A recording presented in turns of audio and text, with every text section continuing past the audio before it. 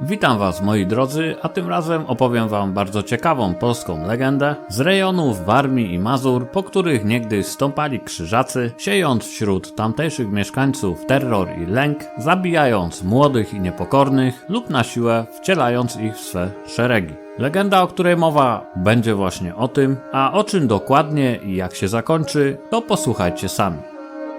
W głębi Puszczy Piskiej, niedaleko miasta Pisz, stała sobie uboga i zapadła chata. Mieszkał w niej stary węglarz z córką, której na chrzcie dano imię Jagienka. Niegdyś ludniej w chacie ich było, ale żonie węglarza zmarło się na pomór jakiś, a syna krzyżacy zasiekli mieczami, bo do nich iść nie chciał. I tak zostali więc we dwoje. Węglarz, jak to dawniej bywało, wypalał węgiel drzewny z omszałych pni, zaś córa jego doglądała gospodarstwa i zajmowała się domem. Żyli oni spokojnie, z dala od ludzi oraz zgiełku wojennej zawieruchy i coraz bardziej rozrastających się mieścin. Zwykli żywić się tym, co dał im las, co dała im matka natura. A to jagody, a to grzyby, a i czasem jakiś zając w sidła się złapał. I tak żyli sobie zwolna, nikomu nie wadząc. Któregoś jednak wieczoru, kiedy przy wieczerzy we dwoje siedzieli, ktoś nieśmiało zapukał do ich okna. A rzadko się to zdarzało, bo i rzadko zjawiał się u węglarza jakiś gość.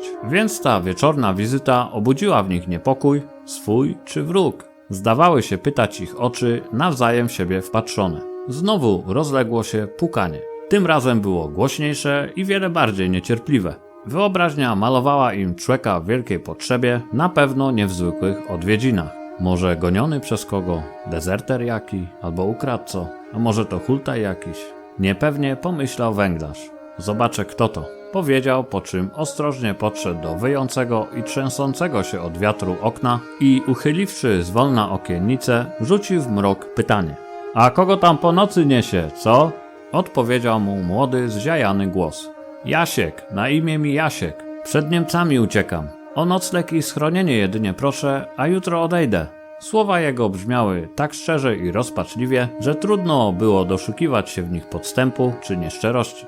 Podejdź do drzwi, zaraz ci otworzę, rzekł stary węglarz, kierując się ku wejściu do ich trzeszczącej od wichury chałupy. Po chwili, jakby wepchnięty pod muchem wiatru, wkroczył do izby młodzian wysoki, o twarzy mrozem smaganej i włosach jasnych. Natychmiast pokłonił się gospodarzowi, jakby przed królem samym stawał. Pewnieś głodny, chłopcze, zasiądź więc z nami. Niewiele mamy, ale i gości u nas niewielu. Powiedział stary węglarz, ogładą młodego gościa zadziwiony. Najpierw się posil, odpocznij, a potem powiesz nam, jak tu trafiłeś. Jaguś, zwrócił się do córki, nie patrz jak w obrazek i daj naszemu gościowi miskę. Jagienka zakręciła się lekko na pięcie, chyżą miskę przed gościem postawiła i wcale nie skrywała, że jest wielce tym niespodziewanym odwiedzinom rada. Chłopak też nie taił przed nikim, że jemu się taka gospodyni podoba. Szybko miskę opróżnił, jakby dni kilka nie jadł, usta wierzchem dłoni wytarł, podziękował i swoje opowiadać zaczął. Było to tak, dobroczyńco, łowiłem w śniadwach ryby, oparł się o stół kontynuując. Miałem dobry dzień, same się do mnie ryby garnęły, a że długo nic nie złowiłem, to z tego szczęścia całkiem o Bożym świecie zapomniałem. A najgorsze, że zapomniałem też o ludziach Komtura, którzy często przyjeżdżali tam łapać nie ryby, a rybaków szeregi. I dojrzałem ich w ostatniej chwili, było ich chyba z 10, białe płaszcze i czarne krzyże, gęby nadęte, uzbrojeni byli po zęby jak na wojenną wyprawę, o ucieczce nie było nawet co myśleć. Do najbliższych chałup daleko miałem, a tylko w leśnej głuszy mogłem szukać ocalenia, to i ujść tam chciałem. Szybko mnie oni wypatrzyli i jeszcze szybciej do mnie podjechali. Zaraz otoczyli i przez chwilę oglądali, jak to bym jakimś straszydłem wylazłem z wody, a nie człowiekiem był. Potem najstarszy z nich zapytał, co tu robisz? Odpowiedziałem, że łowię ryby. A czyje to ryby? To mówię mu, że nie wiem, że biorę je z jeziora. A jezioro czyje? Powiedziałem, że chyba Pana Boga, bo przecież to On je stworzył. Wtedy poruszył gębą jak ryba wyrzucona na brzeg i jak nie wrzaśnie. To jezioro należy do Komtura, te ryby należą do Komtura, cała ta ziemia w oku też należy do Komtura. I ty, zuchwalcze, wkrótce przed nim staniesz, boś jego prawo złamał. Po jego własność sięgłeś, do lochów za to pójdziesz. No i wzięli mnie między konie i pognali w stronę zamku. Przez jakiś czas przemyśliwałem, jak się z ich rąk uwolnić i ratunek przyszedł całkiem nieoczekiwanie. Jechali drogą wąską, z obu stron gęstwiny zamknięte i ciasno było i naraz jakiś zwierz ciemny z tej gęstwiny wyskoczył i przed końskimi pyskami przemknął. Spłoszyły się konie, dęba stanęły, krzyżacy stracili na chwilę głowę i to mi wystarczyłoby im ujść. Zanim konie ułożyli, już byłem w lesie. I tak tutaj właśnie trafiłem. Wzdychając, kończył swą opowieść Jaśko. Ale oni mi nie darują i będą mnie tak długo szukać, aż znajdą.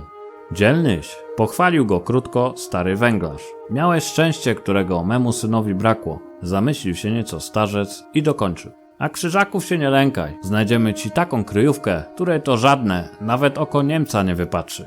Jagienka natomiast przez cały ten czas ani razu się nie odezwała. Ale nie musiała, bo oczy jej błyszczące w świecach mówiły wszystko. Coraz bardziej podobał jej się owy niespodziewany gość. I tak młody rybak został w ich chacie na dłużej niż planował. W ciągu dnia pomagał węglarzowi przy wypalaniu drzewa, a wieczorami siadywał obok Jagienki przed chatą i słuchał z nią odgłosów puszczy. Opowiadał o swym życiu nad pełnymi jezior tautami i oboje szukali gwiazd zaplątanych w koronach drzew. Zaś stary węglarz, patrząc na nich, uśmiechał się dobrotliwie, że córa jego towarzysza ma jej dogodnego. Minęło kilka dni owej sielanki, gdy któregoś ranka Jagienka wyszła do puszczy, by na obiad trochę grzybów nazbierać. Niedługo tam jednak zabawiła, przybiegła wkrótce, zdyszana z przerażeniem wielkim w oczach. Krzyżacy! Wyrzuciła z siebie. Jadą ku nam! Jaśko, chowaj no się! Chłopak, nie namyślając się ani chwili, dał prędko susa do niewielkiej ziemianki, starannie mchem i gałęziami zakrytej. Zaraz za nim węglarz rzucił tam również narzędzia, którymi się Jasiek zwykł posługiwać. Wkrótce też dźwięk kopyt dało się słyszeć i u wylotu ścieżki prowadzącej do chatki pokazały się białe płaszcze z czarnymi krzyżami. Truchtem zbliżały się potężne krzyżackie konie, coraz bardziej wyłaniając się z porannej mgły, aż stanęły tuż przed Jagienką, a biedaczka wszelkimi siłami starała się zachować spokój. Mieszkasz tu, dziewko? Spytał najstarszy z krzyżaków o dość skwaszonej minie. Tak, panie, odpowiedziała pokornie. Sama tak mieszkasz? Nie, z ojcem, panie, szybko odparowała. A obcych jakich tu nie ma? Pytał dalej podejrzliwie rozglądający się krzyżak. Nagle w głowie dziewczyny zrodziła się myśl, która bardzo ją przeraziła, a od której nie mogła się już uwolnić, bo wiedziała, że musi tak postąpić, jak właśnie jej dusza podpowiadała. Uratuje Jaśka, a i brata nieszczęśnika pomszczę. I udając przychylność w ich sprawie, informować krzyżaków zaczęła.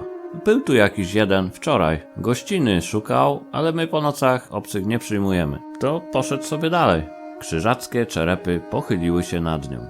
Jak on wyglądał, dziewko? Spytał znów starszy, znacznie natarczywiej. Dziewczyna przez chwilę udawała, że się zastanawia. Młody był, jak ja.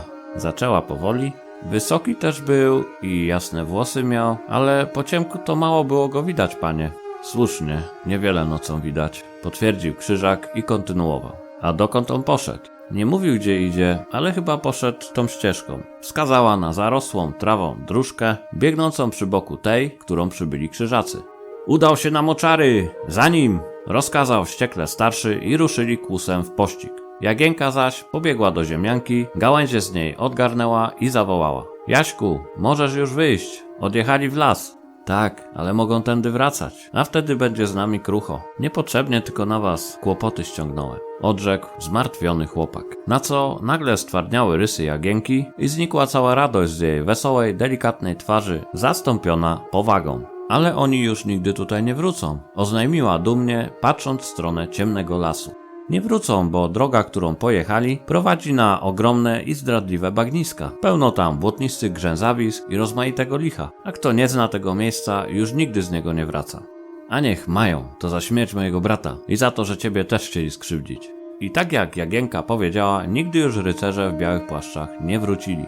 Błotnista otchłań pożarła ich na zawsze, po czym wszelki słuch o nich zaginął. A Jagienka i Jasiek wkrótce się pobrali, obdarzyli starego węglarza gromadką udanych i zdrowych wnucząt, zaś morał z tego jest taki, że nawet w najbardziej beznadziejnej sytuacji nie wolno się poddawać, bo ostatecznie zawsze zwycięża miłość oraz dobro, a i na tego, co zło czyni, w końcu pomsta i kres przyjdzie.